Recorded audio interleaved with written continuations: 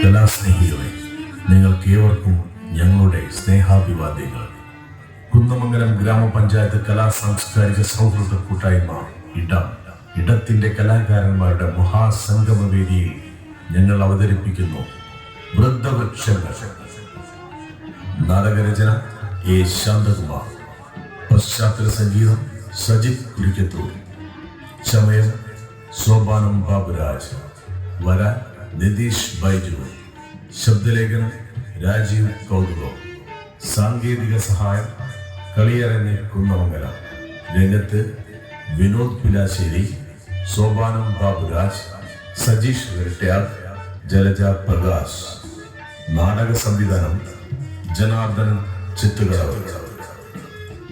നിങ്ങളേവരുടെയും പ്രോത്സാഹനവും സഹകരണവും പ്രതീക്ഷിച്ചുകൊണ്ട് അരങ്ങിലേക്ക് വൃദ്ധവൃക്ഷങ്ങൾ.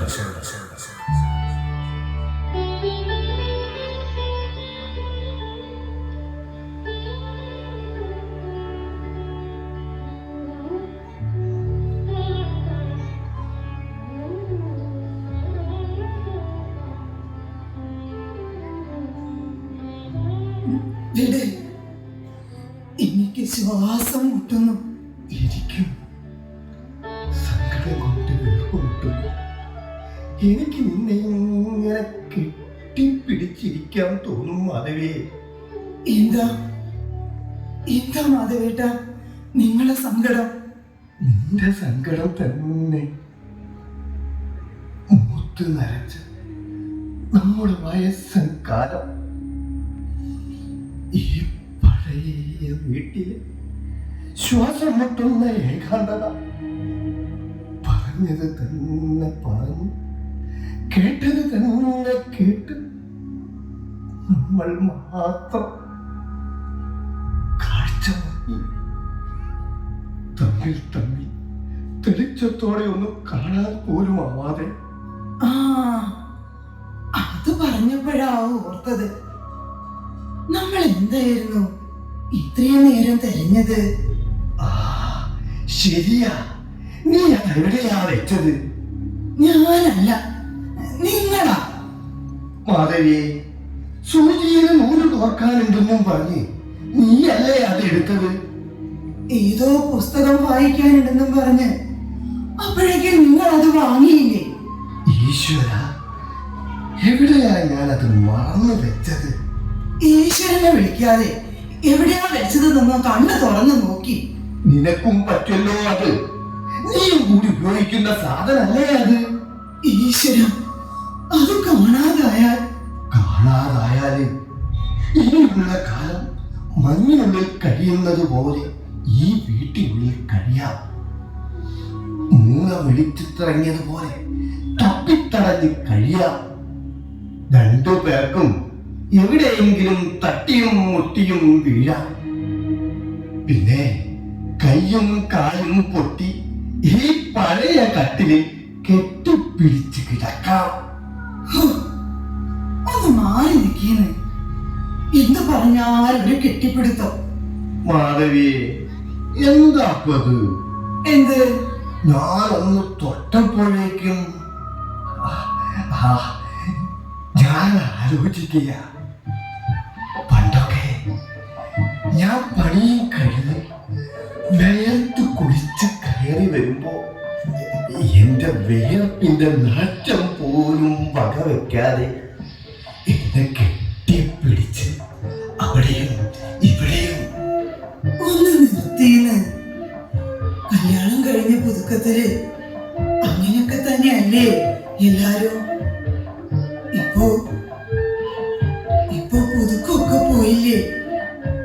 വയസ്സായില്ലേ? നിങ്ങളും മോശക്കാരനല്ല. പണ്ടൊക്കെ എനിക്കൊരു തുമ്മല് വന്നാ പോലും നിങ്ങൾ എന്നെ എടുത്ത് ഡോക്ടറെ അടുത്തേക്ക് പോയായിരുന്നു. ഇപ്പോ ശ്വാസം മുട്ടി കണ്ണും തുറച്ച് കിടന്നാ പോലും നിങ്ങളൊരു അമൃതാഞ്ചും പോലും എടുത്തു തരൂല. എന്റെ ഊരേന്റെയും മുട്ടും കാലിന്റെയും നട്ടും ബോൾട്ടും ഒക്കെ പോയി കിടക്കുക. കണ്ണാണെങ്കിൽ വോൾട്ടേജ് കുറഞ്ഞ ബൾബ് പോലായി.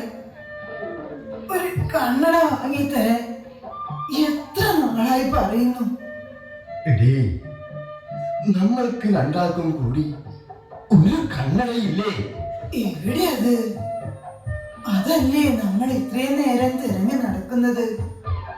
അതും കൂടി പോയാല് എവിടെയാ ഞാനത് വെച്ചത്? അതെ ഇപ്പൊ നന്നായത്. എന്തേ മാധവി?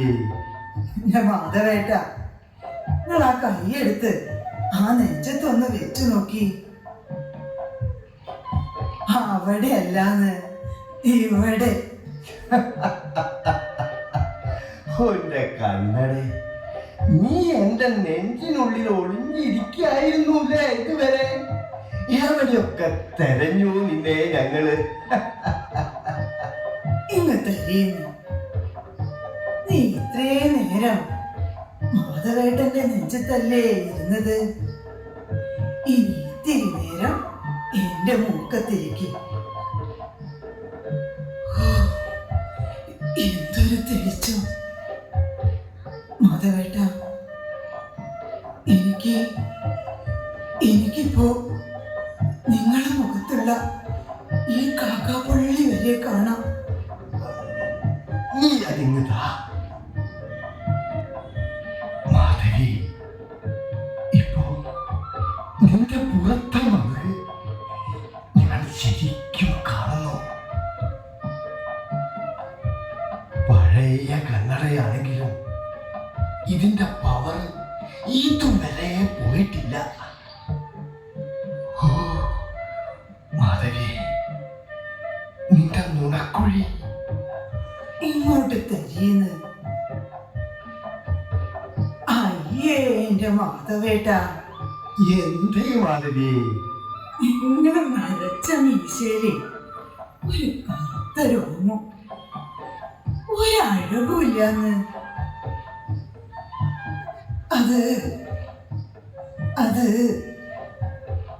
അതൊന്ന് പറച്ചു മാധവി, നീ അതിന് താ.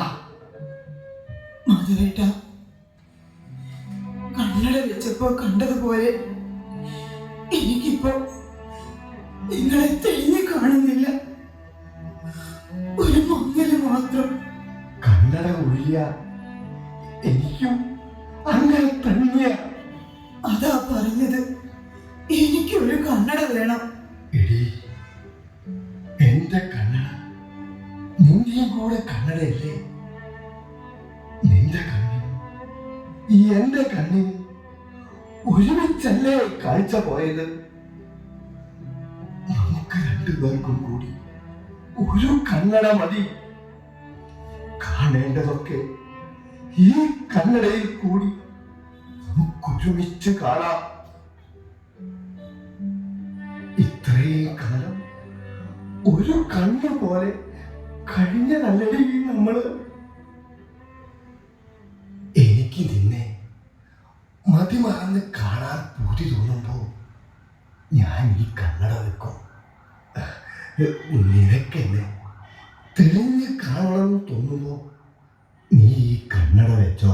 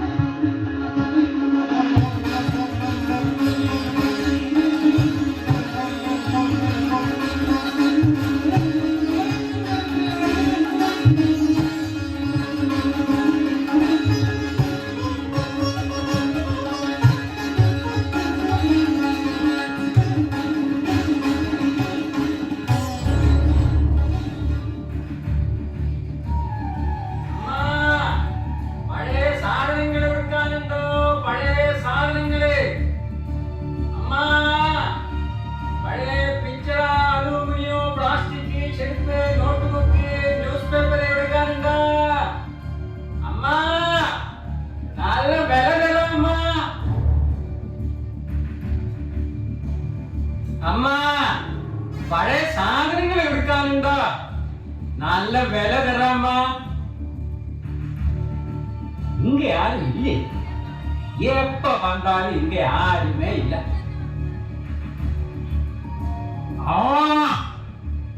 എപ്പ വന്നാലും ഇങ്ങ ആരുമേ ഇല്ല.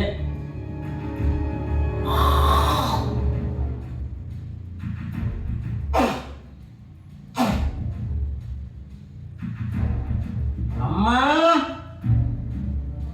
நல்ல அழகான பழகிய ரேடியோ திரும்பி வர்ற பழைய சாதனங்கள் இருக்கானுண்டோ? பழைய சாதனங்களே, பழைய பிக்சரா, அலுமினியம், பிளாஸ்டிக், செருப்பு, நோட்டு புக்கு, நியூஸ் பேப்பர் எடுக்கானுண்டோ? இன்னும்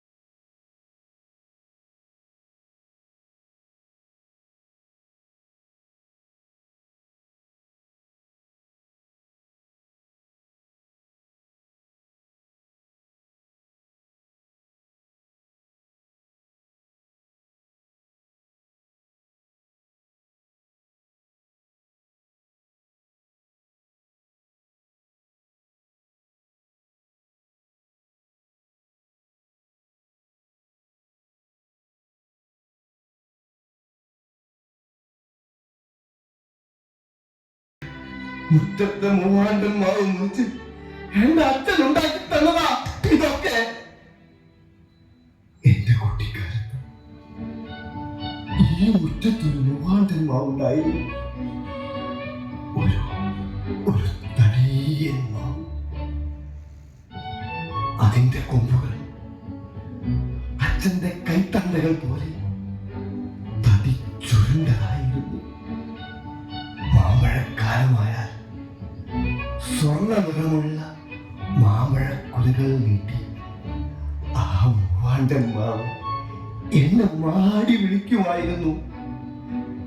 കൈ നിറയെ മിഠായികളുമായി വരുന്ന അച്ഛനെ പോലെ. ഒടുവിൽ മഴയും വെയിലും കൊണ്ട് മറ്റുള്ളവർക്ക് കുടയും തണലുമായി നിന്ന മൂവാണ്ടൻ മാവിനും വയസ്സായി. പിന്നെ പുരയ്ക്ക് മീതെ ചായുമെന്ന ന്യായം പറഞ്ഞു അച്ഛൻ ആ വൃക്ഷത്തെ വെട്ടി മുറിച്ചു. കീറി മുറിക്കുന്ന നിലവിളിയോടെ മൂവാണ്ടൻ മാവ് മണ്ണിലേക്ക് കമഴ്ന്നു വീണപ്പോ ഞാനും പൊട്ടിക്കരഞ്ഞുപോയി.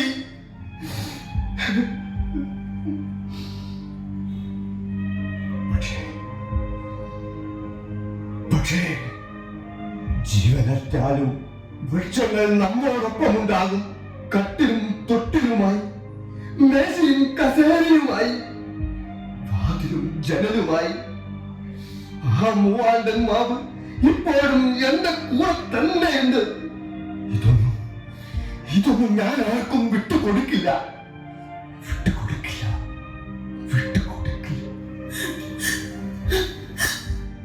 എന്തിനാ മാധവി നീ കരയുന്നത്? ഇക്കഥ എത്ര തവണ പറഞ്ഞതാ നിങ്ങള്. എന്നോടല്ല, നമ്മുടെ മോനോട്, സുശീലനോട്. മൂവാണ്ടൻ മാവിന്റെ തൊട്ടിലും കട്ടിലും കിടത്തി ഈ കഥ എത്ര തവണ നിങ്ങൾ പറഞ്ഞിട്ടുണ്ട്.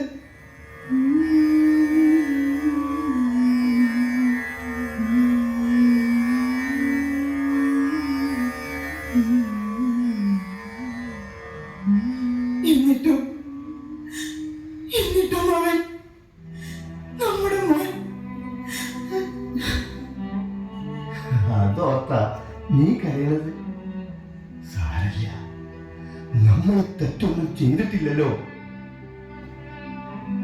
മൂവാണ്ടൻ മാങ്ങയുടെ മധുരമുള്ള സ്നേഹം നമ്മൾ അവന് കൊടുത്തിട്ടില്ലേ?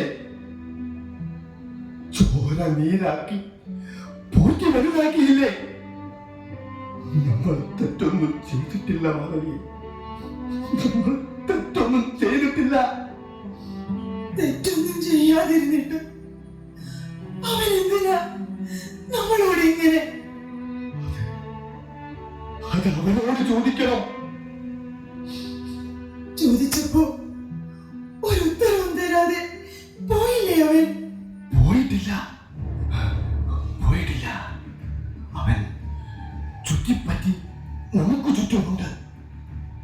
വഴിയോരത്തൊരു നിഴല് കണ്ടാൽ ഞാൻ ഈ കണ്ണടയിലൂടെ തുറിച്ചു നോക്കുന്നത് എന്തിനാ? അതെ, ഇപ്പോഴും കണ്ണിനൊരു കണ്ണട വേണമെന്ന് ഞാൻ വാശി പിടിക്കുന്നത് എന്തിനാ? പടി കയറി വരുന്നത് അവനാണോ എന്നറിയാനാ. ഓരോ നിഴല് കാണുമ്പോഴും അതവനാവരുതേ എന്ന് പ്രാർത്ഥിക്കാൻ ഞാൻ. ഭ്രാന്തൻ ചിന്തകളുമായി നമ്മുടെ മോൻ ഈ പടി കയറി വരരുതേ എന്ന് പ്രാർത്ഥിക്കാൻ ഞാൻ. മാധവേ, എന്താ നീ പറഞ്ഞത്? കാലം അതാണ് മാധവേട്ട. ഇക്കാലത്ത് രക്തത്തെ ചതിക്കില്ലെന്ന് എന്താണ് ഉറപ്പ്? നമ്മളും കണ്ടതല്ലേ അത്? അതെ, നമ്മൾ കണ്ടതാണ്. രക്തത്തെ ചതിക്കുമ്പോൾ മഹാരോഗം പിടിപെട്ടതുപോലെ ജീവിതം താറുമാറാവുന്നത്. അത് വളർന്ന് പിടിതരാത്ത ഭയമായി ആരെയാദ്യം വീഴുമെന്ന് ഭയന്ന് ഒരു നിശ്വാസത്തെ പോലും പേടിച്ച് ഒരു കാലച്ചു കേട്ടാൽ പോലും ഞെട്ടിപ്പിഴഞ്ഞു. മാധവിയെ, സത്യത്തിൽ ഞാനും പ്രാർത്ഥിക്കുക, ഭ്രാന്തൻ ചിന്തകളുമായി നമ്മുടെ മോൻ ഈ പടി കയറി വരരുതേ എന്ന്.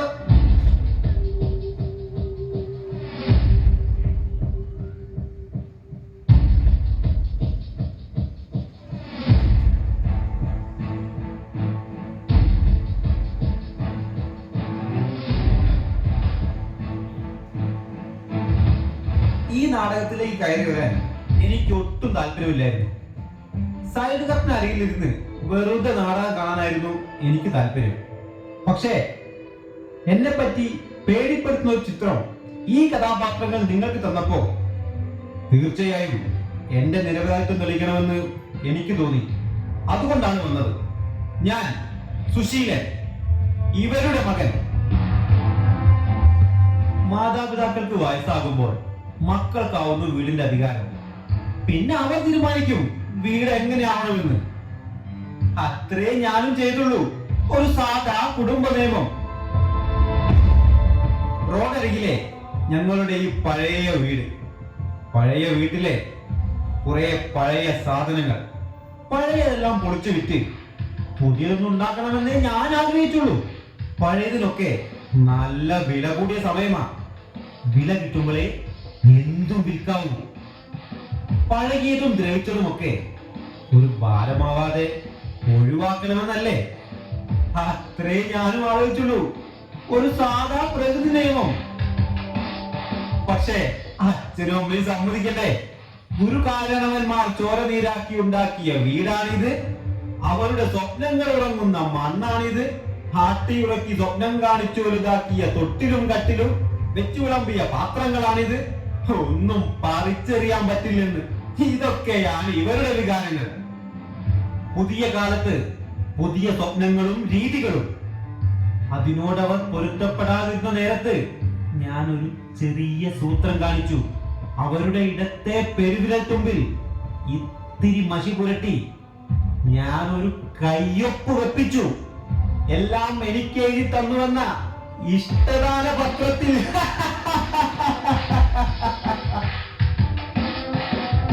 ഏതോ ഒരു നേരത്ത് സ്നേഹത്തിന്റെ വെളിപാട് പോലെ വീടിന്റെ അധികാരം എനിക്കായ നേരത്ത് ഞാനിതൊന്ന് പൊളിച്ചു പണിയാൻ തീരുമാനിച്ചു.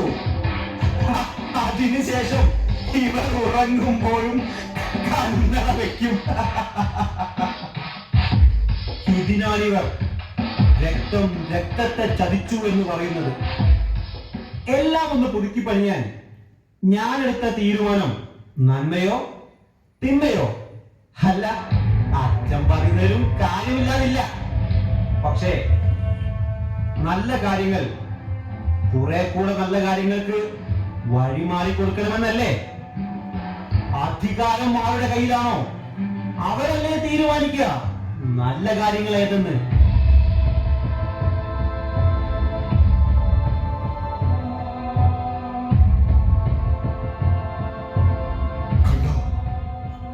നാടകത്തിലേക്ക് കയറി വരാൻ അനുവാദമില്ലാത്ത ഒരു കഥാപാത്രം പ്രേക്ഷകരുടെ മുന്നിൽ വന്നു നിന്ന് കുംഭസരിച്ച ഈ കുംഭസാരത്തിലൂടെ നാടകം വഴിമാറിപ്പോകുമെന്ന് വ്യാമോഹിച്ചവർക്ക് തെറ്റി. അച്ഛൻ എന്താ പറഞ്ഞു വരുന്നത്? ഈ ഇഷ്ടദാന പത്രം കയ്യിലുള്ളിടത്തോളം കാലം എല്ലാം എന്റെ കയ്യിൽ ഭദ്രമാണ്. ഈ വീടും നിങ്ങളും എല്ലാം. അത്രയും കരുണ ഞാൻ കാണിക്കുന്നില്ലേ? എതിർത്താൽ ജന്മം നൽകിയവരാണെന്ന് നോക്കാൻ കഴിയില്ല. കുടയും തണലുമായി നിന്ന് പോറ്റി വളർത്തിയവരാണെന്ന് നോക്കാൻ പറ്റില്ലമ്മേ. പണ്ട് പുരയ്ക്കു മീതെ ചാഞ്ഞ മൂവാണ്ടന്മാവ് മുത്തച്ഛൻ വെട്ടിമുറിച്ച കഥ അച്ഛൻ തന്നെ അല്ലേ എനിക്ക് പറഞ്ഞു തന്നത്? മോനെ, ഇത്തിരി സ്നേഹം, ഒരിത്തിരി സ്നേഹം നിനക്ക് ഞങ്ങളോട് കാണിച്ചൂടെ? സ്നേഹത്തിന്റെ അർത്ഥം ഒരിക്കലും മാറിയിട്ടില്ലമ്മേ. സ്വന്തമാക്കുക. സ്വന്തമാക്കുക എന്ന അർത്ഥം മാത്രം. സ്നേഹിക്കാൻ എളുപ്പമാണ്, പക്ഷേ സ്നേഹം അവസാനിപ്പിക്കാൻ ഏറെ പ്രയാസവും. അതുകൊണ്ടാണടാ സ്വന്തം ആത്മാവ് പോലെ കണ്ട ഈ വീട് വിട്ടുപോവാൻ ഞങ്ങൾക്ക് പറ്റാത്തത്. അല്ലെങ്കിൽ ഒരു പ്രതികാരം പോലെ എന്നെ ഈ വീട് വിട്ട് ഞങ്ങൾ തെരുവിലേക്ക് ഇറങ്ങുമായിരുന്നു. ഈ വയസ്സൻ തത്വശാസ്ത്രങ്ങൾ കേട്ടിരിക്കാൻ എനിക്ക് നേരമില്ലമ്മേ. ജീവിതത്തിൽ സമയം വളരെ കുറവാണമ്മേ. പൊളിച്ചു മാറ്റേണ്ടതും പുതുക്കി പണിയേണ്ടതും ആ സമയത്ത് ചെയ്യണം. മോനെ, ആത്മാവിൽ തൊട്ട് സ്നേഹിച്ചതൊന്നും പറിച്ചറിയാൻ ആർക്കും എളുപ്പം പറ്റില്ല. അതുകൊണ്ട് അമ്മേ, ഞാൻ ഈ വീട് പൊളിച്ചു വിൽക്കുന്നു. പഴയ കഥയിലെ മുടിയനായ പുത്രൻ എന്ന അമ്മ എന്നെ വിളിച്ചേക്കാം. സാരമില്ല, കാലത്തിനനുസരിച്ച് ജീവിക്കുന്നവനെ കാലം മനസ്സിലാക്കും.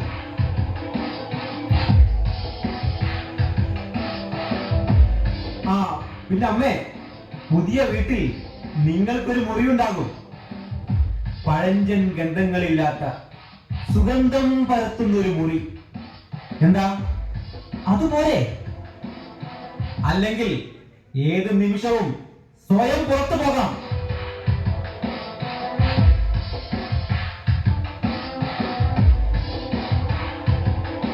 മാധവേട്ട,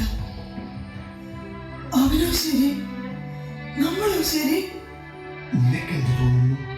ചിലപ്പോ തോന്നും അവനാ ശരിയെന്ന്. മാധവി, അതേ മാധവേട്ട, വീട് അവന്റെ കയ്യിലായി കഴിഞ്ഞു. താക്കോൽ മാത്രമേ നമ്മുടെ കയ്യിലുള്ളൂ. ആനയില്ലാത്ത പാപ്പാനെ പോലെയാണ് നമ്മളിപ്പോ. അവനെ ധിക്കരിച്ച് ഇനിയുള്ള ഇത്തിരി കാലം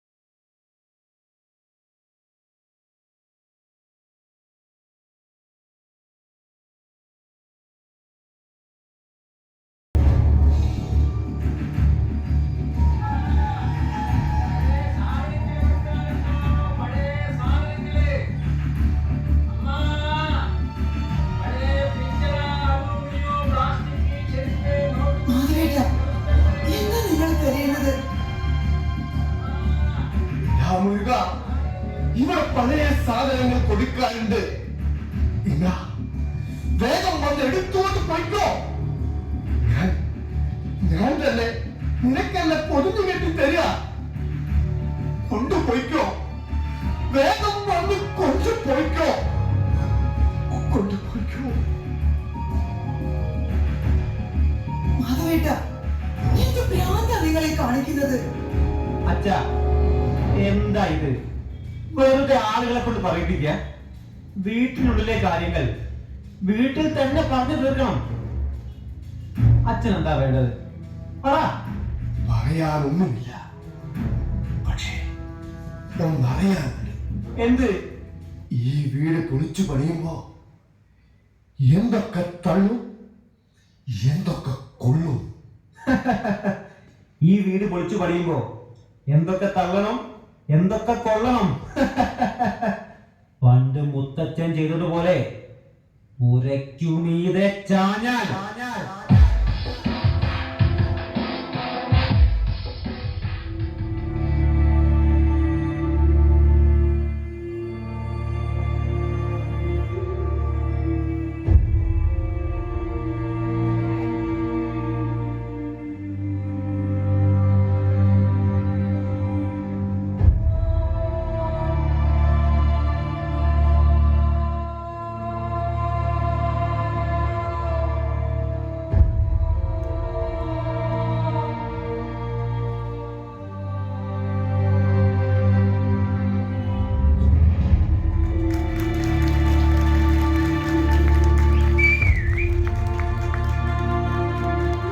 വൃദ്ധവൃക്ഷങ്ങൾ ഇവിടെ അവസാനിക്കുന്നു.